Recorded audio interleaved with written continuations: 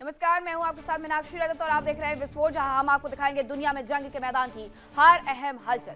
सबसे पहले आपको यह बता दें कि विस्फोट में आखिरकार आज वो कौन सी खबरें हैं जो खास रहने वाली हैं। विस्फोट में आज हम बात करेंगे मिडिल ईस्ट में अमेरिका को मिली करारी हार की। दरअसल अमेरिका और इजरायल ने जिस तेजी से जंग की शुरुआत की थी, ईरान के जर्रे जर्रे पर बारूद बरसाया, लेकिन उसे झुका नहीं पाया। ईरान ने ऐसा पलटवार किया जिससे मिडिल ईस्ट हिल गया है, इजरायल तबाह हो गया है, अमेरिका तक कांप गया है और हॉर्मुज पर शिकंजे से तो दुनिया भर में हाहाकार मच गया है। आखिरकार अमेरिका को भी ईरान की ही शर्तों पर बातचीत के लिए राजी होना पड़ा। अमेरिका जंग में जीत का चाहे जितना बड़ा दावा कर ले, लेकिन वास्तविकता यही है कि ईरान की शर्तें कुछ और ही बयां करते हुए नजर आ रही है। आज हम आपको इन परिस्थितियों के बारे में भी बताएंगे और ईरान की वो कौन कौन सी शर्तें हैं जो अमेरिका को झुका रही, उसके बारे में भी बताएंगे। उसी के साथ दूसरी बड़ी खबर कौन सी होगी विस्फोट की, वो जान लीजिए।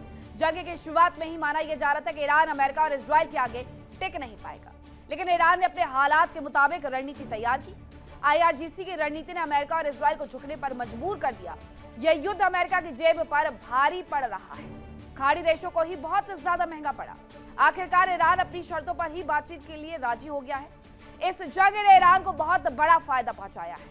उसे हॉर्मुज के रूप में आय का एक बड़ा साधन मिल गया है और प्रतिबंध हटने की प्रक्रिया शुरू हो गई है और भविष्य में अमेरिका और इजरायल के हमलों से हिफाजत का आश्वासन भी मिल गया है। वहीं तीसरी बड़ी खबर में हम आपको बताएंगे ईरान पर हमलों को लेकर के जहां एक तरफ अमेरिकी राष्ट्रपति ट्रंप की आलोचना हो रही थी, तो वहीं ट्रंप अब अपने घर में घिर गए हैं।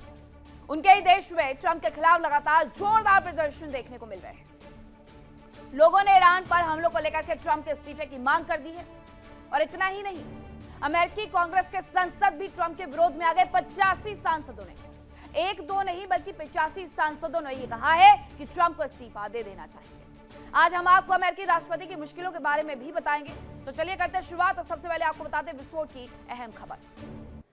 अमेरिका ईरान के बीच सीज फायर हुआ है, 2 हफ्ते के लिए इसका ऐलान किया गया है। तो ये आपको बता दें कि अमेरिका और ईरान के बीच जो सीज फायर हुआ है, उसमें 2 हफ्ते की सीज फायर का ऐलान कर दिया गया है और ये बेहतर डील चाहते हैं। ईरान की तरफ से ये कहा गया है कि वो बेहतर डील चाहते हैं, लेकिन अब इस डील पर क्या बातचीत होगी, क्या इस पर सहमति बन जाएगी? जो 10 सूत्रीय मांगों का चिट्ठा लेकर के ईरान अमेरिका के साथ वार्ता करने वाला है, उस पर 10 सूत्रीय मांगों पर अमेरिका मान जाएगा, क्या उस पर हस्ताक्षर कर देगा? ये सबसे बड़ा सवाल है। सुबह की शुरुआत इसी खबर के साथ होती है। 10 दिन का जो सीज फायर था, उसकी समय सीमा सुबह 5:30 बजे खत्म हो रही थी। सुबह 6:30 बजे ये खबर आती है कि सीज फायर को 15 दिन के लिए और एक्सटेंड कर दिया गया है, बढ़ा दिया गया है। बार बार बयान आ रहे हैं ईरान से और अमेरिका से। ईरान कह रहा है कि हमने झुकवा दिया है, अमेरिका कह रहा है कि ईरान झुक गया है। अब एक और खबर है, खबर ये कि सीज फायर से ईरान में जश्न देखने को मिल रहा है। एक खबर आपने यहाँ देखी, एक खबर आपको और दिखाते कि तेहरान में सड़कों पर लोग उतरे हुए हैं, जश्न मना रहे हैं, ईरान की जीत का जश्न मना रहे हैं। कि जंग के बीच में 2 और हफ्ते का जो ये ऐलान कर दिया गया है कि सीज फायर होगा, उसमें ईरानी लोग ये मान करके बैठे हुए हैं। जो ईरान की तरफ से दरअसल बयान आया है कि हमने अमेरिका को नाक रगड़ने के लिए मजबूर कर दिया। उसके बाद सड़कों पर ये जोरदार प्रदर्शन देखने को मिल रहा है। लोग सड़कों पर उतर करके नाच रहे हैं, गाने बजा रहे हैं, अपने झंडों को, ईरानी झंडों को लहराते हुए नजर आ रहे हैं और इसके माध्यम से वो अपनी खुशी जाहिर कर रहे हैं कि ईरान ने आखिरकार जीत दर्ज कर ली है, अमेरिका को झुका दिया है और अमेरिका को पीछे हटने के लिए मजबूर कर दिया है। 2 खबरें हैं, एक तरफ ईरान ये सोच करके बैठा हुआ है कि उसे बेहतर ऑफर मिलेगा, तो दूसरी तरफ जो सीज फायर हुआ उसके बाद ईरानी लोग खुशियां मनाते हुए, जश्न मनाते हुए देखे गए हैं, सड़कों पर उतरे। जैसे इस बात का ऐलान होता है कि 2 और हफ्ते के लिए जश्न, उसी के साथ शुरू हो जाता है कि 2 और हफ्तों के लिए सीज फायर और जश्न की शुरुआत हो जाती है। ईरान की तरफ से एक बयान आया कि अमेरिका बार बार गिड़गिड़ा रहा था कि सीज फायर कर लो। अमेरिका की तरफ से एक बयान आया कि ईरान सीज फायर के लिए हमारे सामने भीख मांग रहा था और हमने सीज फायर कर लिया है। अब दोनों ही अपनी अपनी जनता के बीच में हीरो बनने की कोशिश तो कर रहे हैं, लेकिन ये हीरोगिरी आखिरकार कितने लंबे वक्त तक चलेगी, ये देखना होगा। 10 दिन के सीज फायर कह करके अमेरिका ने बहुत सारा गोला बारूद बरसाया था ईरान के ऊपर, और इतना ही नहीं, अपने 155 फाइटर जेट्स के साथ 200 पायलट्स भेज दिए थे। इस बार हो सकता है कि कूटनीतिक तौर पर बातचीत करने का प्रयास किया जाए, लेकिन अमेरिका की मंशा पर सवाल फिर भी खड़े होते रहेंगे, जैसी उसकी हरकतें हैं। अमेरिका और ईरान के बीच में 28 फरवरी से शुरू हुई जंग में खास मुकाम आ गया है। दोनों ही पक्ष 2 हफ्ते के सीज फायर पर राजी हो गए हैं। सवाल यह है कि इस अवधि के बाद आखिरकार होगा क्या।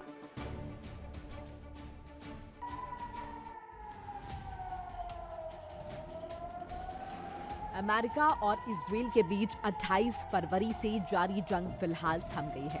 ईरान में अमेरिका और इजराइल की बारूदी बारिश रुक गई है। ईरान की फिजा में फैली बारूदी गंध अब खत्म हो जाएगी।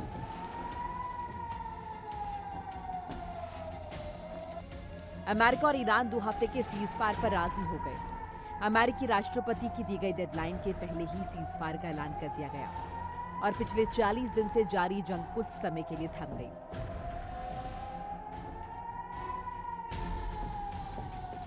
अमेरिकी राष्ट्रपति ट्रंप ने कहा कि उन्होंने युद्ध विराम के प्रस्ताव को स्वीकार कर लिया, जबकि ईरान की तरफ से भी विदेश मंत्री सैयद अब्बास अरागची ने सीज फायर पर मुहर लगा दी।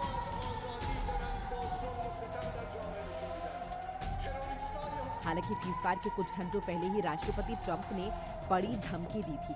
उन्होंने लिखा था कि आज रात एक पूरी सभ्यता मर जाएगी। इससे पहले उन्होंने ईरान के एनर्जी इंफ्रास्ट्रक्चर और पुलों को निशाना बनाने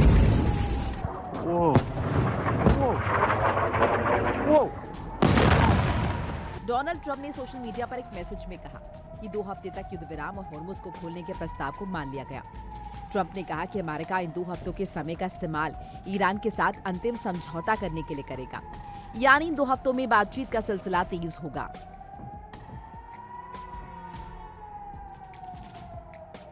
राष्ट्रपति ट्रंप ने दावा किया कि अमेरिका ने ईरान में अपने सभी लक्ष्यों को पूर्ण कर लिया है, बल्कि वो उससे भी आगे बढ़ चुके हैं। साथ ही हम ईरान के साथ लंबे समय की शांति और पूरे मध्य पूर्व में शांति के लिए एक पक्का समझौता करने के बेहद करीब हैं। ट्रंप ने कहा कि वॉशिंगटन को तेहरान से 10 बिंदु का प्रस्ताव मिला और इसे बातचीत शुरू करने के लिए अच्छा आधार माना जा रहा है।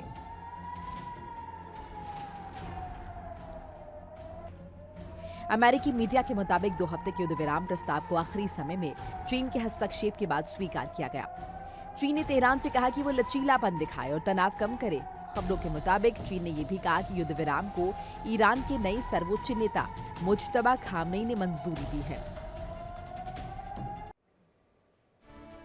अब आइए आपको बताते हैं सीज फायर के लिए ईरान ने आखिरकार कौन कौन सी शर्तें रखी हैं। अब स्थायी युद्ध विराम ये होगा, हमेशा के लिए जंग खत्म होगी या नहीं होगी, इस पर भी सवालिया निशान है। लेकिन बात करेंगे कि कौन कौन से वो पॉइंटर्स हैं जो कि तैयार किए गए हैं ईरान की तरफ से। क्षेत्रीय शांति ईरान चाहता है। गाजा, लेबनान, यमन, इराक में युद्ध बंद करने होंगे, साफ तौर पर उसकी तरफ से ये कह दिया गया है। इसके अलावा हॉर्मुज पर मान्यता देनी होगी। ईरान का हॉर्मुज पर पूर्ण नियंत्रण वो चाहता है। सुरक्षित नेविगेशन भी उसे चाहिए। जहाजों की आवाजाही ईरान के तालमेल से होगी। ईरान जब जैसे तय करेगा वो पूरी दुनिया को मानना होगा। सभी प्रतिबंध खत्म किए जाए, आर्थिक पाबंदियां पूरी तरीके से हट जाए, ये भी ईरान ने रखा है। मुआवजे की मांग भी इसके साथ कर दी है कि जंग में जो कुछ भी नुकसान हुआ उसकी भरपाई अमेरिका करे।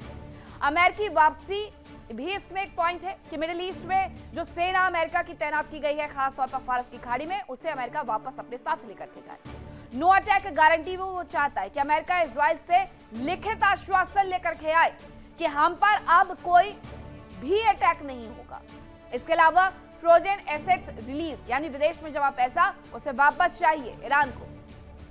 यूरेनियम एनरिचमेंट, परमाणु कार्यक्रम को मान्यता मिले, सभी रोक हट जाए। वो जैसे पहले से यूरेनियम एनरिचमेंट कर रहे थे वो उसी तरीके से करते रहे। तो ये उनके पॉइंटर्स हैं जिस पर अब बातचीत होगी।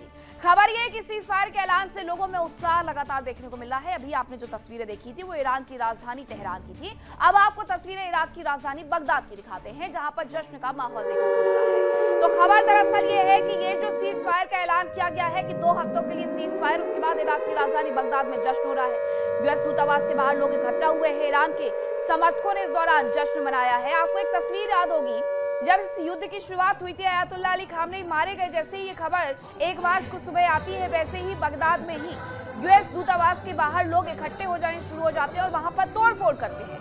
अब आज 40 दिन बीत जाने के बाद एक और तस्वीर सामने आई है कि बगदाद में ही यूएस दूतावास के बाहर जाकर के लोग जश्न मना रहे हैं, खुशियां मना रहे हैं। वो इस बात की कि 2 हफ्ते का सीज फायर कर दिया गया है। ये इस तरीके से लोग अपनी गाड़ियां लेकर के, झंडे लेकर के ईरान के वहां पर पहुंचे हुए। ये जो लोग हैं ईरान समर्थक हैं, इनके हाथों में आपको ईरान का झंडा नजर आ जाएगा। अयातुल्लाह अली खामनेई की फोटो तस्वीर नजर आ जाएगी। गाड़ियों का हुजूम यहाँ पर लगा हुआ है, ये झंडे लहराते हुए नजर आ रहे हैं। इराक का झंडा इनके पास है, इसके साथ साथ ईरान का झंडा भी वो यहाँ पर लेकर के पहुंचे हुए हैं। अब दो तस्वीरें आपको दिखा देते हैं। जो ये तस्वीर आपको दिखा रहे हैं ये बगदाद की तस्वीर है, जो ये तस्वीर आपको दिखा रहे हैं ये तेहरान की तस्वीर है। दो तस्वीरें ईरान से आई हैं, दोनों की ही राजधानी से आई हैं, जहां पर यह जश्न मनाया जा रहा है, खुशियां मनाई जा रही है। हालांकि इसकी खुशियों का दूसरा पहलू भी समझिएगा कि हर देश की सरकार अपनी जनता के सामने सीना ठोक करके ये कह रही है कि उसने अमेरिका को झुका दिया, अमेरिका कह रहा है उसने ईरान को झुका दिया है। और अब ईरान और बगदाद में खुशी इसी बात पर है कि ईरान की सरकार ने खामखा जो कहा था वो करके एक बार फिर से दिखा दिया है, यानी उन्होंने झुका दिया है ट्रंप को। सीज फायर को लेकर के अब ट्रंप क्या कह रहे हैं? ट्रंप ने बातचीत फेल होने पर हमले के लिए संकेत देने शुरू कर दिए। ये ट्रंप है, ये 14 दिन टिक जाए अपनी बात पर तो फिर क्या ही कहने हैं। सीज फायर पर बातचीत सफल नहीं हुई तो फिर से युद्ध होगा, ये ट्रंप ने कह दिया। हालांकि ईरान की तरफ से भी यही बयान आया है, उनकी तरफ से कहा गया है कि युद्ध विराम को यह ना माना जाए कि युद्ध खत्म हो गया है। अब यही बात सीज फायर को लेकर के ट्रंप भी अपने बयानों में कहते हुए नजर आ रहे हैं। उन्होंने कहा है कि अगर ये बातचीत फेल होती है तो हमले फिर से होंगे। सीज फायर और ईरान के साथ बातचीत अच्छी है, अभी ये कह रहे हैं। बातचीत सफल नहीं हुई तो फिर से युद्ध होगा, ये भी ट्रंप कह रहे हैं। यूएस तुरंत वापस कार्रवाई पर चला जाएगा, ट्रंप की तरफ से ये भी कहा जा रहा है। यानी कि अगर ट्रंप को पसंद नहीं आई ईरान की शर्तें तो ये समझ लीजिएगा कि फिर से मिडिल ईस्ट में ये तबाही शुरू हो जाएगी। युद्ध विराम का मतलब युद्ध अंत से कतई नहीं है। मिडिल ईस्ट में जारी जंग में भले ही अमेरिका अपनी जीत का दावा कर ले, लेकिन वास्तव में अमेरिका इस जंग में हारता हुआ दिखाई दे रहा है। अब कैसे वो हारता हुआ नजर आ रहा है, जरा देखें।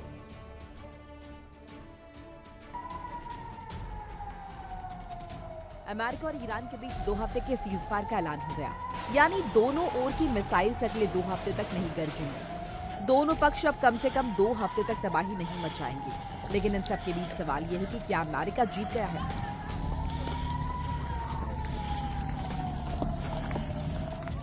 अमेरिका और इजराइल ने इस युद्ध को बहुत आसान समझा था। उन्होंने ईरान के यूरेनियम संवर्धन कार्यक्रम पर रोक लगाने, बैलिस्टिक मिसाइल प्रोग्राम रोकने और प्रॉक्सी सपोर्ट खत्म करने के मकसद से जंग का आगाज किया था।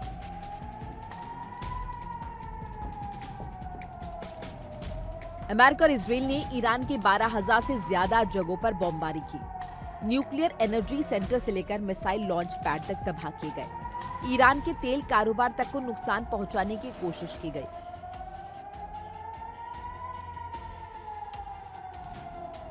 उधर ईरान ने जबरदस्त पलटवार किया। मिडिल ईस्ट में मौजूद अमेरिका के सैन्य बेस पर हमले किए, खाड़ी देशों के अहम ठिकानों पर मिसाइल्स और ड्रोन की बारिश की। हालात ऐसे हो गए कि अमेरिका के थार्ड और पेट्रियट जैसे डिफेंस सिस्टम महज खिलौना बनकर रह गए।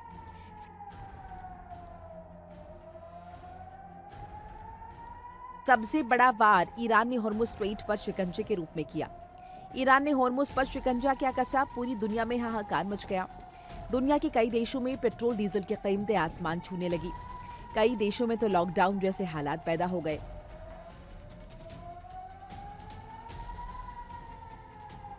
ईरान के हमलों से राष्ट्रपति ट्रंप पर दबाव पड़ा। ईरान के हमलों से ट्रंप की हालत ऐसी हो गई कि वो ना तो जंग में आगे बढ़ पा रहे थे, क्योंकि हर गुजरता दिन अमेरिका के लिए महंगा साबित हो रहा था, और ना ही वो जंग से पीछे हट पा रहे थे, क्योंकि ईरान के हमलों से कहीं ये साबित नहीं हो रहा था कि ईरान कमजोर पड़ा।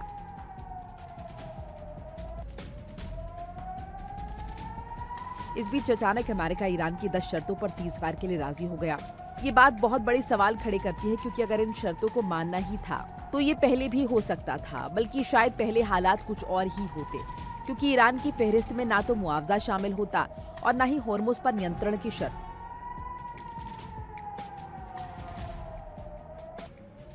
तो क्या ये सुपर पावर का सरेंडर नहीं है? अमेरिका सीजफायर को लेकर चाहे जितनी जीत का दावा कर ले, लेकिन हकीकत यह है कि उसने ईरान जैसे छोटे देश के आगे घुटने टेक दिए और आखिरकार एक बार फिर अमेरिकी सेना को हार का सामना करना पड़ा। या यूं कह ले कि वियतनाम, इराक और अफगानिस्तान की फहरिस्त में अब ईरान का नाम भी जुड़ सकता है।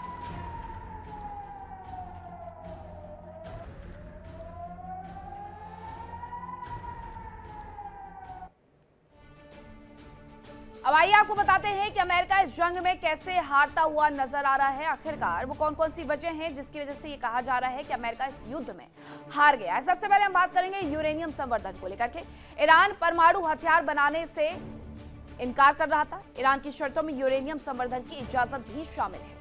इस बार वही इजाजत उन्होंने मांगी है। हॉर्मुज स्ट्रेट पर अमेरिका ने हॉर्मुज स्ट्रेट खोलने की मांग की, ईरान ने हॉर्मुज पर नियंत्रण की मांग रखी और इस बार भी उसने वही किया है। ईरान और ओमान मिलकर के यहाँ पर टोल टैक्स वसूलेंगे, ये उसकी तरफ से साफ कर दिया गया है। और इस पर अमेरिका के राष्ट्रपति डोनाल्ड ट्रंप ने भी पोस्ट करके कह दिया है कि हम इसमें ईरान की मदद करेंगे। दूसरी तरफ प्रॉक्सी नेटवर्क, ईरान ने लेबनान समेत सभी मोर्चों पर जंग रोकने की शर्त रख दी है। ईरान प्रॉक्सी नेटवर्क पर बात के लिए पहले भी राजी नहीं था और अभी भी वो कह रहा है कि हमारे साथ साथ हमारे प्रॉक्सीज पर भी आपको हमले रोकने होंगे। सत्ता परिवर्तन क्या हुआ उसका? ईरान में सत्ता परिवर्तन नहीं हुआ। मुस्तफा खामनेई अब भी ईरान के सुप्रीम लीडर बन करके बैठे हुए हैं। मिसाइल प्रोग्राम पर क्या हुआ? अमेरिका का रुख क्योंकि साफ था कि हम मिसाइल प्रोग्राम नहीं बनाने देंगे। बैलिस्टिक मिसाइल प्रोग्राम पर बात के लिए ना पहले ईरान राजी था और ना ही आज राजी नजर आ रहा है। एक ऐसा नुकसान जिसकी भरपाई के लिए पूरी दुनिया अब टोल टैक्स भरते हुए नजर आएगी और उसके हर एक पॉइंट पर अमेरिका अपना ठप्पा लगाते जा रहा है कि ठीक है, ये भी स्वीकार है, ये भी स्वीकार है, ये भी स्वीकार है। तो 3 दौर की बातचीत में आखिरकार सो रहे थे। अब खबर यह है कि सऊदी अरब के अल जुबैल औद्योगिक क्षेत्र पर हमला कर दिया गया है। सऊदी अरब के अल जुबैल क्षेत्र पर हमला हुआ है। युद्ध विराम लागू होने से पहले ईरान का यह अटैक देखने को मिला था। यूएई के हफशान गैस क्षेत्र पर मिसाइल से अटैक किया गया था। यह लगभग 3:19 की सुबह 3:19 की खबर है कि सुबह होते ही यहां पर सऊदी अरब पर फिर से एक बार हमला किया गया था, क्योंकि उस वक्त तक एक समय सीमा जो तय की गई थी अमेरिका की तरफ से वो थी सीज फायर की 10 दिन वाली। सुबह 5:30 बजे वो समाप्त होने वाली थी, लेकिन ईरान ने उसके पहले ही हमले बहुत सारी जगह पर किए और ईरान के ऊपर भी बहुत सारे हमले हुए थे। 6:30 बजे ये खबर आती है कि इसे और एक्सटेंड किया गया है 2 हफ्तों के लिए, लेकिन उस सब के बीच में 3:19 पर सऊदी अरब पर यह हमला पहले ही किया जा चुका था। उसकी तस्वीरें, ये रात की तस्वीरें हैं जो कि सामने आई है। ईरान की मिसाइल जाकर के सऊदी अरब में गिरती है और वहां पर जोरदार धमाका होता है, जिसके साथ आग की उठती हुई लपटें भी देखी गई हैं। इस हमले के बाद ये बताया गया था कि अब सीज फायर होगा। अब ये सीज फायर अगर ईरान के साथ हो रहा है तो क्या ईरान अमेरिका के जहां जहां मिडिल ईस्ट में एयरबेस है उन कंट्रीज को बख्श देगा, जैसे अभी तक वो नहीं बख्श रहा था? जैसे अभी तक उसकी तरफ से ये अटैक किए जा रहे थे, क्या वो ये अटैक करते हुए नजर नहीं आएगा? अब 40वां दिन के साथ साथ इस युद्ध का 40वां हो रहा है सीज फायर के साथ ही। अब खबर यह है कि इजराइल में नेतन्याहू का विरोध भी शुरू हो गया है। अमेरिका में ट्रंप का और यहाँ नेतन्याहू का। विपक्षी नेता ने सोशल मीडिया पर विरोध करना शुरू कर दिया है। उनकी तरफ से कहा जा रहा है कि इतिहास में ऐसी राजनीतिक आपदा कभी नहीं हुई है। एयर लेपिड इनका नाम है विपक्ष के नेता का। बातचीत के टेबल पर भी शामिल किया गया इजराइल, ये उनकी तरफ से कहा जा रहा है। विपक्षी नेताओं ने अब मोर्चा खोलना इजराइल में पीएम नेतन्याहू के खिलाफ भी शुरू कर दिया है। उन्होंने कहा है कि इतिहास में ऐसी राजनीतिक आपदा हमने कभी नहीं देखी। बातचीत की टेबल पर भी शामिल किया गया है इजराइल को, यह भी उनकी तरफ से कहा गया है। अब सवाल यह है कि 10 तारीख को पाकिस्तान में जो ये बातचीत होने वाली है, क्या पाकिस्तान के साथ उस बातचीत का हिस्सा इजराइल बन जाएगा? वो इजराइल जो आज तक ये कहता रहा है कि हमें जिन देशों ने मान्यता नहीं दी है हम उनके साथ बातचीत नहीं करना चाहते, तो पाकिस्तान ने तो कभी इजराइल को देश के तौर पर मान्यता दी ही नहीं। फिर ऐसे में बातचीत के टेबल पर वो क्या करेंगे? क्या वो शामिल हो जाएंगे? दूसरी तरफ ट्रंप ने जो ये फैसला लिया है, पीएम नेतन्याहू कह रहे हैं कि हम उसका स्वागत करते हैं। हम तो पहले से नहीं चाहते थे कि ईरान कभी भी एक परमाणु शक्ति बन जाए। ये ऐसा विरोधाभास है जो 15 दिन तक चलने वाला है और उसके बाद ये तय होगा कि ये जंग युद्ध विराम है या एक और नए युद्ध की शुरुआत है। ईरान को जंग में भले ही तबाही का सामना करना पड़ा, लेकिन इस जंग से उसे फायदा भी बहुत सारा हुआ है। कैसे उसे फायदा हुआ है बताते हैं आपको।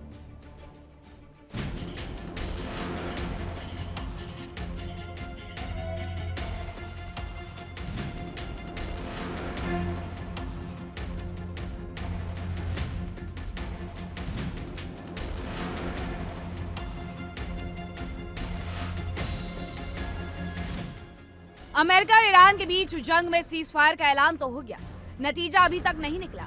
2 हफ्ते तक बातचीत का दौर चलेगा, जिसके बाद फैसला होगा कि जंग होगी या दुनिया में स्थायी शांति स्थापित होगी। दावा किया जा रहा है कि अमेरिका ईरान के 10 सूत्रीय मांगों पर राजी हो गया, लेकिन इसमें सबसे अहम शर्त है हॉर्मुज पर नियंत्रण, यानी हॉर्मुज से गुजरने वाले जहाजों से टोल टैक्स वसूलने का अधिकार। ईरान हमेशा से चाहता है कि स्ट्रेट ऑफ हॉर्मुज पर उसका अधिकार हो। युद्ध की आड़ में उसे बड़ा बहाना मिल गया। ईरान के विदेश मंत्री अब्बास अराक्ची ने कहा कि 2 हफ्ते के युद्ध विराम की घोषणा के बाद ईरान अगले 2 हफ्तों तक हॉर्मुज से जहाजों को सुरक्षित गुजरने की अनुमति देगा। ईरान का दावा है कि वो स्थायी समाधान के तौर पर हॉर्मुज पर अपना हक बरकरार रखना चाहता है। हालांकि अंतर्राष्ट्रीय कानून के मुताबिक किसी देश की कोस्टल लाइन से 22 किलोमीटर तक का इलाका उसका अपना होता है। चूंकि हॉर्मुज की चौड़ाई कम है, ऐसे में यहाँ इंटरनेशनल वाटर्स के लिए जगह ही नहीं बचती। ऐसे में ट्रांजिट पैसेज नियम के तहत यहाँ के विदेशी जहाज बेरोक टोक गुजर सकते हैं। खबरों के मुताबिक हॉर्मुज से मिलने वाले टोल टैक्स का एक हिस्सा ओमान को भी मिलेगा। दावा किया जा रहा है कि सीज फायर योजना में ईरान और ओमान दोनों को ही हॉर्मुज से गुजरने वाले जहाजों पर शुल्क लगाने की अनुमति देना शामिल है। अधिकारियों का कहना है कि ईरान इस पैसे का इस्तेमाल पुनर्निर्माण के लिए करेगा। हालांकि फिलहाल अभी तक ये साफ नहीं है कि ओमान अपने पैसे का इस्तेमाल किस काम के लिए करेगा। हॉर्मुज स्ट्रेट से दुनिया के कुल तेल कारोबार का करीब 20% हिस्सा हॉर्मुज से गुजरता है। 28 फरवरी को ईरान पर हमले के बाद ही तेहरान ने हॉर्मुज को बंद कर दिया था और अब हालात ये हो गए हैं कि ये एक मुक्त अंतर्राष्ट्रीय जलमार्ग नहीं रह जाएगा।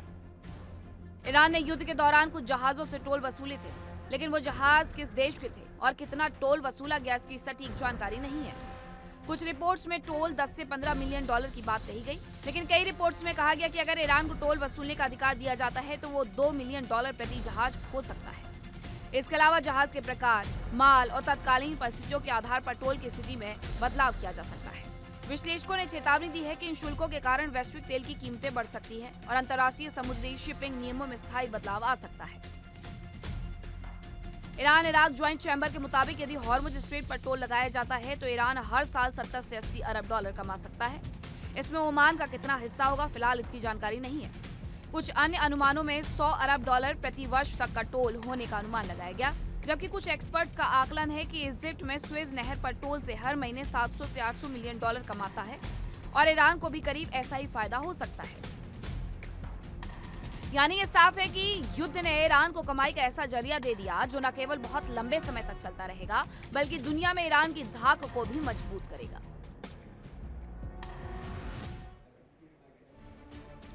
अब आइए आपको बताते हैं कि जंग से ईरान को आखिरकार क्या फायदा हुआ है। अगर बात की जाए हॉर्मुज की, तो हॉर्मुज से टोल के रूप में आय का एक स्थायी जरिया अब उसे मिलने लगेगा। परमाणु संवर्धन कार्यक्रम पर रोक हट सकती है। इसके साथ ही अंतर्राष्ट्रीय प्रतिबंध पूरी तरीके से खत्म हो जाएंगे और जंग में जो कुछ भी नुकसान हुआ है अमेरिका उसकी भरपाई भी कर देगा।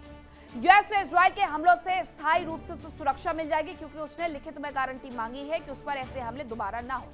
इसके साथ साथ विदेशों में जो ईरानी संपत्तियों पैसे जमा है उस पर भी पाबंदियां हटा ली जाएंगी, वो भी उसे मिल जाएंगे। तो इससे उसका फायदा ही फायदा है, चांदी ही चांदी है। लेकिन इससे पूरी दुनिया का नुकसान इन दो देशों ने मिल करके कर दिया है, अमेरिका और ईरान ने। कैसे?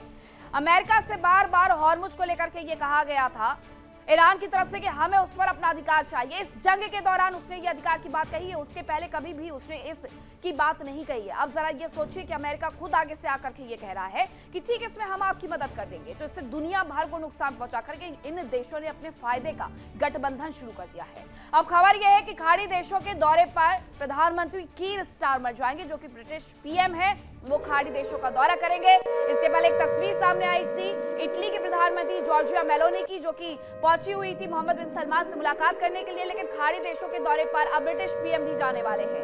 हॉर्मुज खोलने पर चर्चा करेंगे कीर स्टारमर। ब्रिटेन ने युद्ध में सीज फायर का स्वागत कर दिया है। ये ब्रिटेन के पीएम है, प्रधानमंत्री है कीर स्टारमर, जिनसे बार बार ये सहयोग मांगते रहे अमेरिका, ट्रंप, कि हमें अपने एयरबेस का इस्तेमाल करने दो ताकि हम ईरान पर हमला कर सके। उनकी तरफ से साफ इनकार कर दिया गया था कि ये हमारा युद्ध नहीं है, हम इसमें नहीं उतरने वाले हैं। कीर स्टारमर एक ऐसे अकेले प्रधानमंत्री रहे हैं जिन्होंने हॉर्मुज को खुलवाने के लिए 35 देशों की बैठक बुलवा ली थी और ये इन्होंने ट्रंप का बहिष्कार किया था। लेकिन अब इन सब के बीच में बड़ी खबर ये है कि ये खाड़ी देशों के दौरे पर जाएंगे और वहां पर जाकर के इस पूरे मुद्दे पर, यानी कि ये जो हॉर्मुज वाला मुद्दा है, हॉर्मुज को खोलने पर चर्चा करेंगे।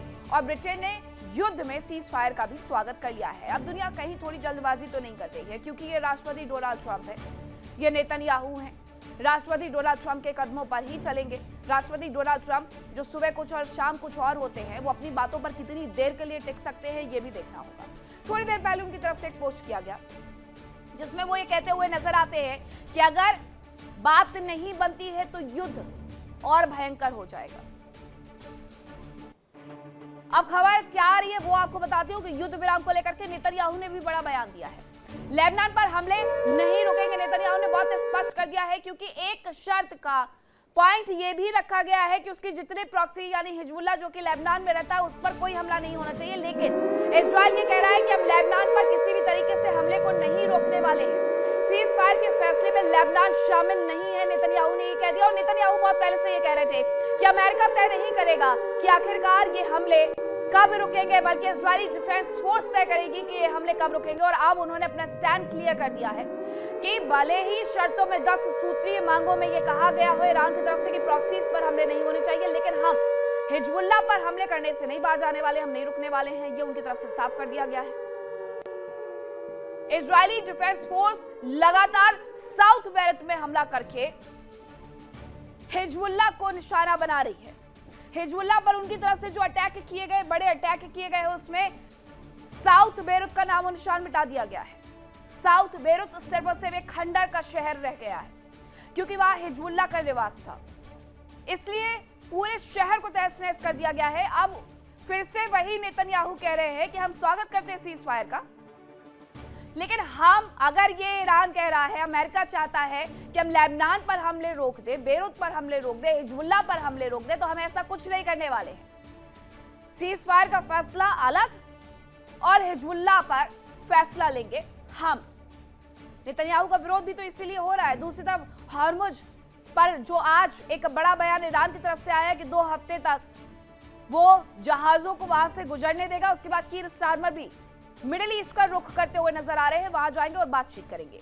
अमेरिका ईरान के बीच में भले ही सीज फायर का ऐलान हो गया है, भले ही इजराइल इसमें शामिल हो, लेकिन इजराइल इस फैसले से खुश बिल्कुल भी नजर नहीं आ रहा है। क्यों? देखिए।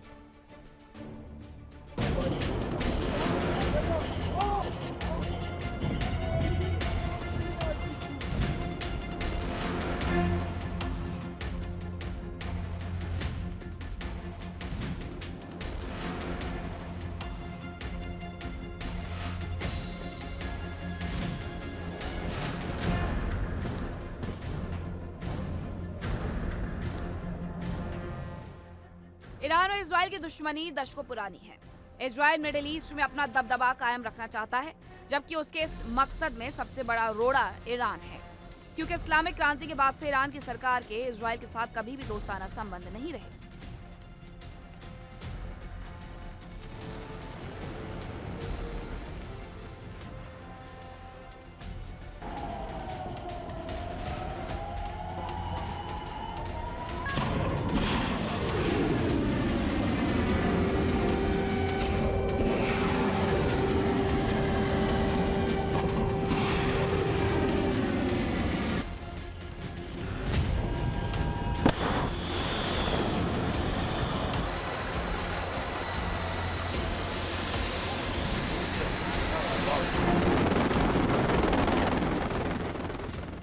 इजराइल हमेशा से ईरान को कमजोर करने की कोशिशों में जुटा रहता है। पिछले साल उसने अमेरिका के साथ मिलकर ईरान के परमाणु ठिकानों पर हमले किए थे और इस बार भी जंग में वो अमेरिका का बराबर का साथ दे रहा है। अमेरिका और इजराइल 2 हफ्ते की सीज फायर पर राजी हो गए, लेकिन खबर है कि सीज फायर की शर्तों से इजराइल खुश नहीं है, या यूं कह लें कि इजराइल समझौते को लेकर राजी नहीं है और कुछ बातों पर उसकी आपत्ति हो सकती है। हालांकि अमेरिकी मीडिया का दावा है कि इजराइल ने इस अस्थायी सीज फायर का हिस्सा बनने के लिए सहमति दे दी है। रिपोर्ट्स के अनुसार ट्रंप ने ईरान को एक समय सीमा दी थी कि वो स्ट्रेट ऑफ हॉर्मुज को फिर से खोल दे, नहीं तो नागरिक ढांचे पर सैन्य हमले और तेज किए जा सकते हैं। इस समय सीमा से पहले ही सीज फायर का ऐलान कर दिया गया। इस समझौते के तहत इजराइल ने भी अपनी बमबारी को कुछ समय के लिए रोकने पर सहमति जताई।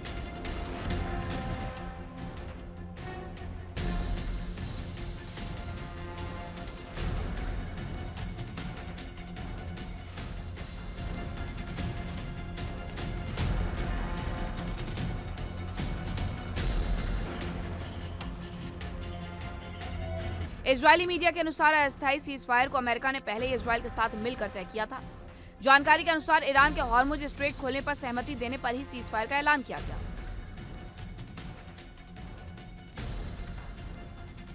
सीज फायर को लेकर ईरान की शर्त है कि सभी मोर्चों पर जंग बंद होनी चाहिए, यानी लेबनान और गाजा में भी इजराइल के हमले रुकने चाहिए।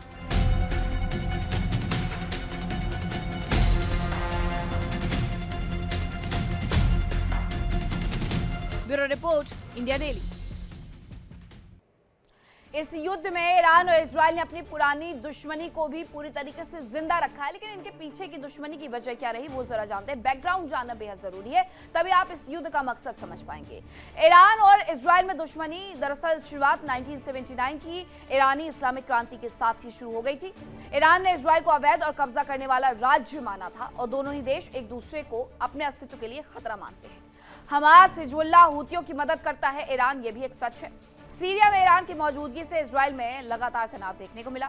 इजराइल को हमेशा के लिए ईरान खत्म करना चाहता है और सीरिया में ईरान के सैन्य और प्रॉक्सी ठिकानों पर हमले करता है इजराइल। ईरान को परमाणु हथियार नहीं बनाने देना चाहता है इजराइल, क्योंकि उसे लगता है कि ये हमारे अस्तित्व पर खतरा लेकर के आएगा और अगर इन्होंने परमाणु हथियार बना लिए तो सबसे पहले वो हमारा ही सर कलम करने वाले हैं, हमारे देश का ही नामो निशान मिटाने वाले हैं। और 2024 में इस तरीके का एक बयान ईरान की तरफ से दे भी दिया गया था। इसके साथ ही इजराइल हमेशा से इस बात का पक्षधर रहा है कि कोई भी बैलिस्टिक मिसाइल उनकी तरफ से ऐसी ना बनाई जाए जो हमें और ज्यादा नुकसान पहुंचाएगी। हालांकि इस दौरान तो इतनी बैलिस्टिक मिसाइलें बरसाई गई हैं इजराइल के ऊपर जो कि सिर्फ उसे नुकसान ही पहुंचाते हुए नजर आई हैं। अब खबर ये आ रही कि इजराइल का हिजबुल्लाह पर बड़ा हमला देखने को मिला है।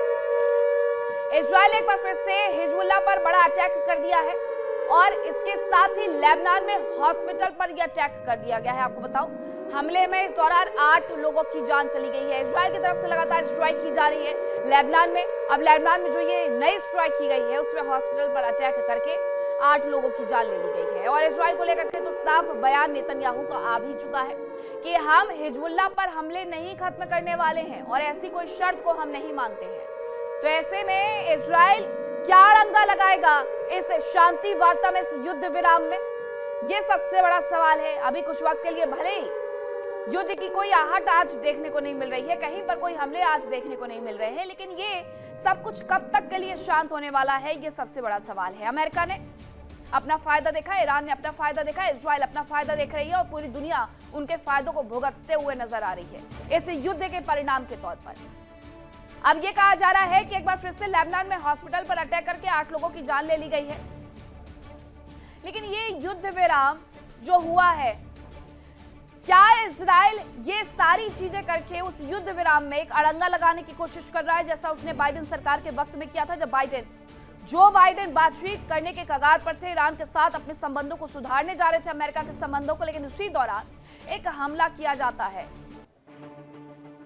और उसके साथ इजराइल के पीछे पीछे एक बार फिर से पिछलगुल बन करके अमेरिका चल देता है। और अमेरिका इस बार भी क्या यही करते हुए नजर आएगा? अगर लेबनान पर वो हमला कर रहा है और हिजबुल्लाह ने पलटवार कर दिया तो ये समझ लीजिए कि अमेरिका एक बार फिर से खड़ा हो जाएगा इजराइल के साथ, और अगर वो खड़ा हो जाता है तो इस युद्ध की शुरुआत एक बार फिर से हो जाएगी। हर कोई चाहता है इस युद्ध की समाप्ति हो, लेकिन इस तरीके से ना हो जिसकी वजह से पूरी दुनिया को नुकसान पहुंचाए। युद्ध विराम को लेकर के सूत्रों के हवाले से एक और बड़ी खबर है कि चीन ने युद्ध विराम के लिए दबाव डाला, हालांकि अमेरिका की तरफ से स्वीकार भी कर लिया गया है। डोनाल्ड ट्रंप की तरफ से बाकायदा से लेकर के पोस्ट करके ये बताया गया है चीन ने मध्यस्थता इसकी की है और चीन ने युद्ध विराम के लिए दबाव डाला है। ईरान पर संघर्ष विराम करने का दबाव डाला गया है, ये बताया गया है। और ये ईरान के लिए क्यों कारगर है? क्योंकि चीन के साथ पुरानी साझेदारी है, पुराने व्यापारिक रिश्ते हैं, बिजनेस रिलेशन है, इसीलिए युद्ध विराम को लेकर के कहीं ना कहीं ईरान भी इस पर राजी हो गया है कि ठीक है, संघर्ष विराम करते हैं। अमेरिका भी राजी हो गया है और अमेरिकी राष्ट्रपति डोनाल्ड ट्रंप तो वैसे भी चीन की यात्रा पर जाने वाले हैं और उसके लिए बाकायदा दोनों ही राष्ट्रों के डेलीगेशन के बीच में पेरिस में बातचीत भी हो गई है कि जब आएंगे डोनाल्ड ट्रंप तो ये होगा, चीन जब वो आएंगे तो वो होगा। और उसके पहले चीन ने अपने पाले से एक और सिक्का उछाला है, एक पहलू पर ईरान को रख करके दूसरे पहलू पर अमेरिका को रख करके चीन उसमें दादा बन गया है। चीन ने जो भूमिका निभाई है उसके बाद ईरान भी उसका शुक्रिया अदा कर रहा है और अमेरिका भी उसका शुक्रिया अदा कर रहा है। अमेरिका इस बात को मान रहा है कि चीन की तरफ से ये पहल की गई थी कि युद्ध विराम किया जाए, उसकी तरफ से ये प्रेशर डाला गया था और इस पर ईरान भी सहमत हो गया है और अमेरिका भी सहमत हो गया। अमेरिका की तरफ से ये ऐलान किया गया, इसके साथ ही वो ईरान की तरफ से भी मान लिया गया है।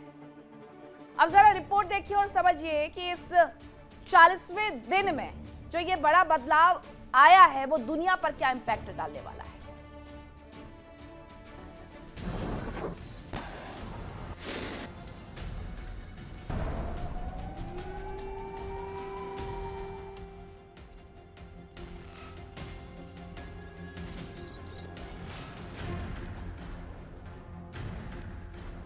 ईरान अमेरिका के युद्ध को लेकर पूरी दुनिया चाहती थी कि ये युद्ध विराम हो जाए, लेकिन दोनों ही पक्ष अपनी अपनी शर्तों पर अड़े थे, जिसकी वजह से युद्ध विराम नहीं हो पा रहा था। ऐसे में ये सीज फायर कैसे हुआ? माना जा रहा है कि इसमें चीन का बहुत बड़ा रोल है।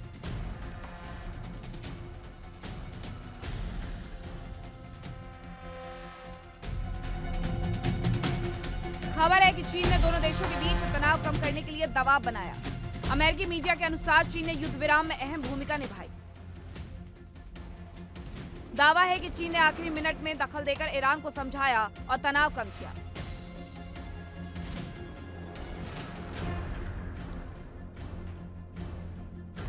अमेरिकी मीडिया की रिपोर्ट्स के मुताबिक चीन ने ईरान को साफ चेतावनी दी कि अगर ट्रंप अपनी धमकी के मुताबिक ईरान के एनर्जी साइट्स और बुनियादी ढांचे पर हमला करते हैं तो पूरी दुनिया की अर्थव्यवस्था बर्बाद हो जाएगी।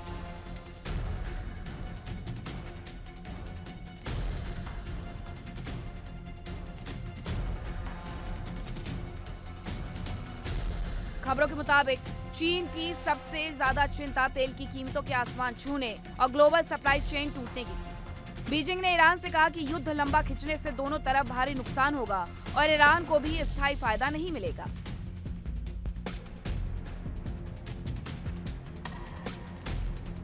मीडिया में छपी खबरों के अनुसार ट्रंप ने माना कि चीन ने आखिरकार ईरान को मनाया। उन्होंने आखिरी घंटे में फोन किया और कहा कि हमें डील करनी चाहिए। मैं उनका शुक्रिया अदा करता हूं। ट्रंप ने यह भी माना कि चीन ने ईरान पर तनाव घटाने के लिए दबाव बनाया।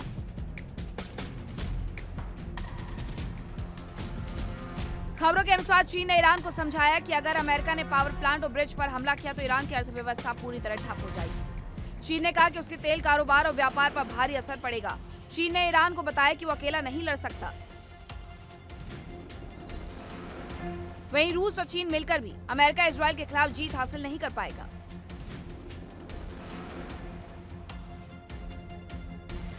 बताया जा रहा है कि चीन ने ईरान को आश्वासन दिया कि सीज फायर के बाद वो ईरान के पुनर्निर्माण में मदद करेगा और प्रतिबंध हटाने में भी साथ देगा।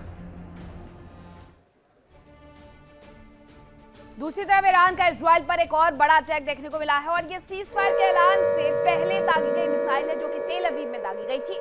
ये बताया जा रहा है कि ईरान ने उस वक्त इजराइल पर एक बड़ा अटैक किया था। हालांकि ये सीज फायर नहीं हुआ था, उसके पहले की तस्वीरें हम आपको दिखा रहे हैं। तेल अवीव में ये बैलिस्टिक मिसाइल से हमला किया गया। क्लस्टर वॉरहेड वाली मिसाइलों से जो अटैक किया गया था, उसके बाद जरा ये तस्वीर देखिए, ये मिसाइल भेजी गई थी, उसके साथ साथ क्लस्टर वॉरहेड में ये क्लस्टर बम भेजे गए थे जो कि एक साथ नहीं बल्कि अलग अलग जगह पर बरसते हैं और इसकी वजह से उनका आयरन डोम बार बार कंफ्यूज होता है कि इसमें से किस क्लस्टर बम को रोके और तेल अवीव की सुरक्षा कर सके। लेकिन उसके पहले ही ये जगह जगह पर गिर करके एक बड़ा नुकसान जरूर कर देते। एक मिसाइल, उसके साथ साथ क्लस्टर वॉरहेड में दर्जनों से ज्यादा क्लस्टर बम भेजे जाते हैं जो जगह जगह पर जाकर के फटते हैं और उसके बाद आलम ये होता है कि सिर्फ और सिर्फ तबाही की तस्वीरें रह जाती हैं। ये तेल अवीव में रात में किया गया था। ये आज के ऐलान, सीज फायर के ऐलान के पहले की तस्वीरें हैं जो हम आपको दिखा रहे हैं कि किस तरीके से एक बार फिर से तेल अवीव का जो आसमान है वो थर्राया हुआ नजर आया और इससे दहलाया किसने? ईरान ने। ईरान ने इस पूरे युद्ध में इजराइल को, अमेरिका को एक बात जरूर बता दी है, वो ये कि अगर कोई सोच करके बैठा हुआ था कि हम 2, 4, 5 दिन में झुक जाएंगे, सरेंडर कर देंगे, तो ऐसा नहीं होगा। बल्कि अमेरिका की तरफ से जो ये सीज फायर का ऐलान किया गया है उस पर जरूर उनके देश में ये कहा जाने लगा है कि उन्होंने सरेंडर कर दिया है और इसीलिए उन्हें इस्तीफा दे देना चाहिए। बहुत सारे लोग इस बात से भी नाराज नजर आ रहे हैं। ये तस्वीर जरा देख लीजिए।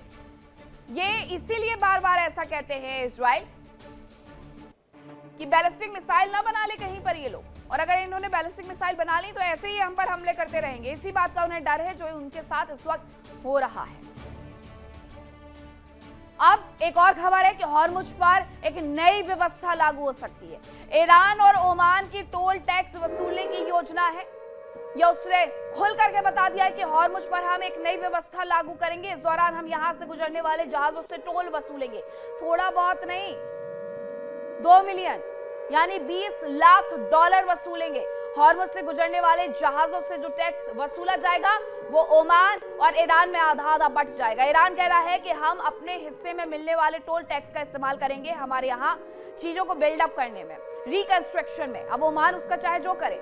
ईरान और ओमान के बीच में ये टोल टैक्स इसलिए बांटा जाएगा क्योंकि मेडिटेरियन लाइन वाली जो स्थिति है वो दोनों देशों के बीच में बनती है, वरना ईरान एक फूटी कौड़ी न दे ओमान को। लेकिन ईरान कह रहा है कि वो यहाँ पर टोल टैक्स वसूलेगा और ओमान के साथ उसे बांटेगा। हॉर्मुज से गुजरने वाले हर जहाज पर टैक्स वसूलने का प्लान उसका पूरे तरीके से तैयार हो गया है। $20 मिलियन जो आधे आधे बांट लेंगे ये दोनों देश मिलकर के। इस युद्ध की वजह से बाकी देशों का क्या कसूर था कि वो अब यहां से गुजरने के लिए इन्हें $20 लाख दें, और उसके बाद जो चीजें आयातित होती हैं तेल से लेकर के गैस तक, आज भले ये रेट गिर गए लेकिन आगे आने वाले वक्त में इसी टोल टैक्स की व्यवस्था की वजह से ये बहुत ज्यादा बढ़ेंगे। फिलहाल अमेरिका और ईरान के बीच में 2 हफ्ते का सीजफायर लागू हो गया है और अब अगले 2 हफ्ते तक मिडिल ईस्ट में शांति रहेगी और बातचीत की प्रक्रिया को बढ़ाया जाएगा। आइए आपको बताते हैं कि इस दौरान आखिरकार क्या क्या हो सकता है।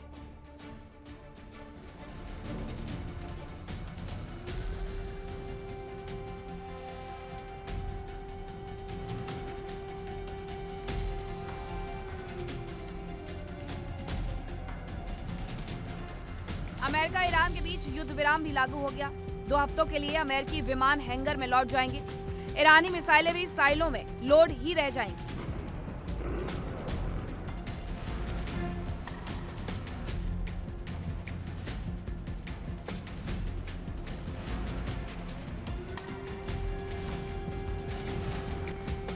लेकिन सवाल यह है कि इन 2 हफ्तों के दौरान क्या होगा, क्योंकि उसके बाद के हालात तो 2 हफ्तों की बातचीत पर ही निर्भर करेंगे।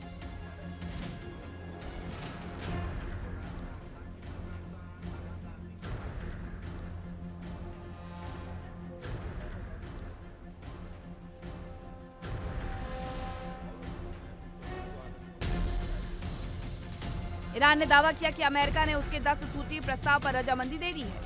अब इन पर आगे बातचीत होगी। हॉर्मुज खोलने पर भी ईरान राजी हो जाएगा, यानी अगले 2 हफ्ते तक हॉर्मुज से शिपिंग ट्रैफिक आसान हो सकता है।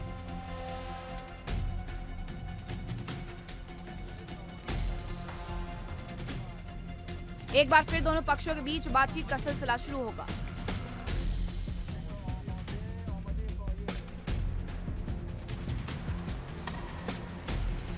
खबरों के अनुसार 10 अप्रैल को दोनों पक्ष बातचीत कर सकते हैं। इनमें अमेरिका की ओर से ट्रंप के विशेष दूत स्टीव विटकॉफ और दामाद जेरेड कुशनर शामिल हो सकते हैं। साथ ही उपराष्ट्रपति जेडी वेंस भी वार्ता का हिस्सा बन सकते हैं। इससे पहले भी खबरें आई थी कि ईरान जेडी वेंस से बातचीत के लिए तैयार है। हालांकि ईरान ने कभी खुलकर इसका ऐलान नहीं किया।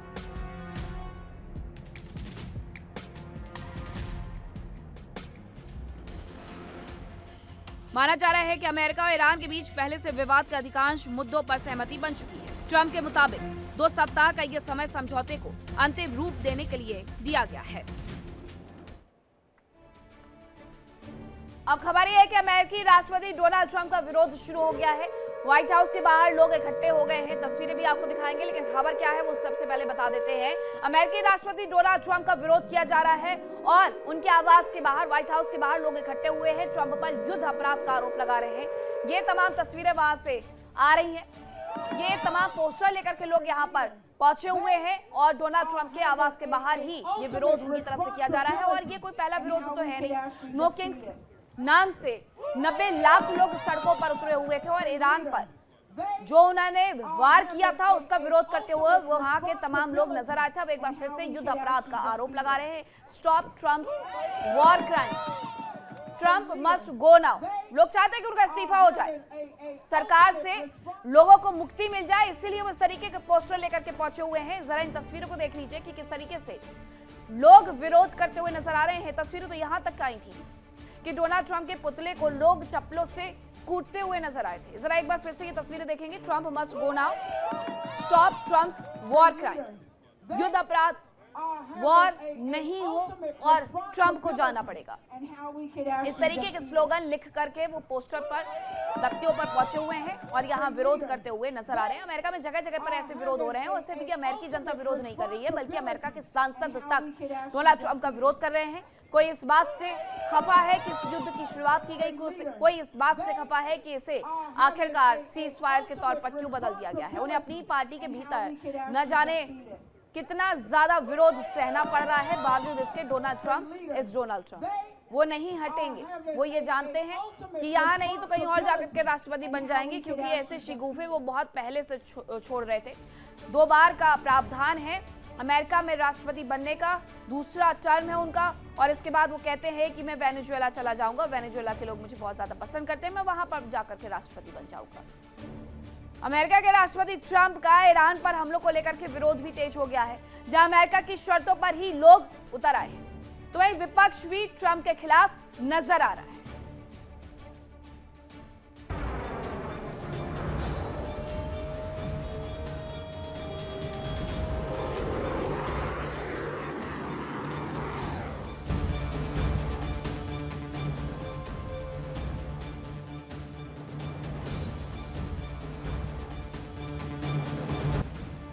ईरान के खिलाफ संघर्ष में अमेरिका भले ही जीत का दावा करे, लेकिन अब तक के हालात में तो अमेरिका की हार ही दिख रही है और ट्रंप का नाम भी अमेरिका के नाकाम राष्ट्रपतियों की फहरिस्त में शामिल होता नजर आ रहा है।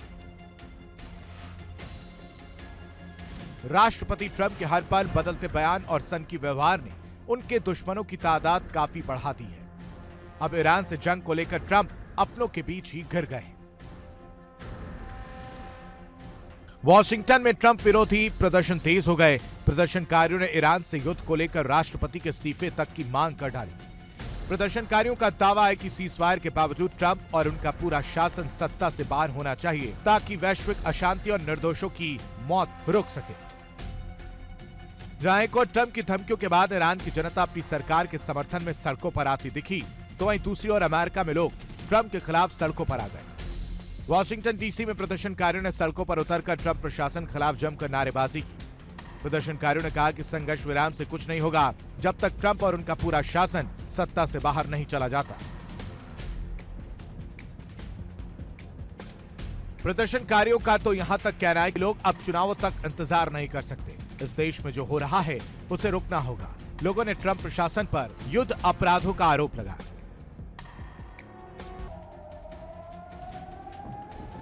प्रदर्शनकारियों ने ईरान में सैन्य कार्रवाई का विरोध किया।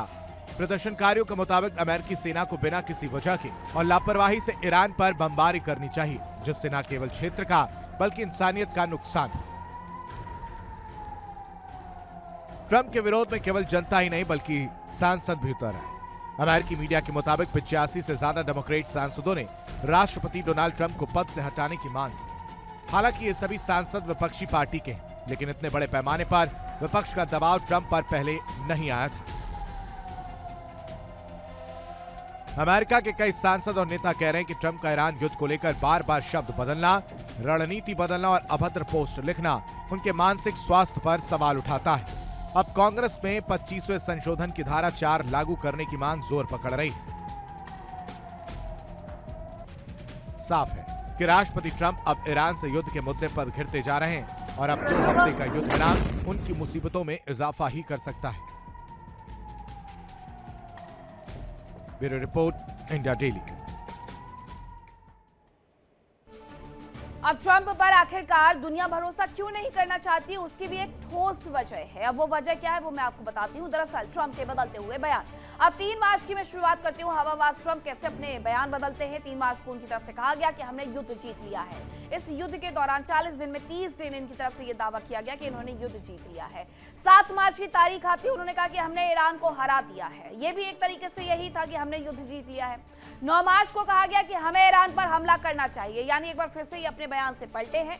अभी तक 2 बार ये कहा कि हम युद्ध जीत गए, फिर कहने लगे हमें ईरान पर हमला करना है। युद्ध लगभग पूरी तरीके से खत्म हो रहा है। 9 मार्च को इनकी तरफ से ये कहा गया। 11 मार्च को कहते इतनी जल्दी कहना ठीक नहीं होगा, युद्ध खत्म हो गया है। अपनी बात पर फिर पलट गए। 12 मार्च को कहते हैं हमने जीत हासिल की, लेकिन पूरी तरीके से हम नहीं जीते हैं। ये आधी अधूरी जीत कैसी थी फिर। 13 मार्च को कहते हैं हमने युद्ध जीत लिया है। फिर से एक बार ये शिगुफा उनकी तरफ से छोड़ा गया है।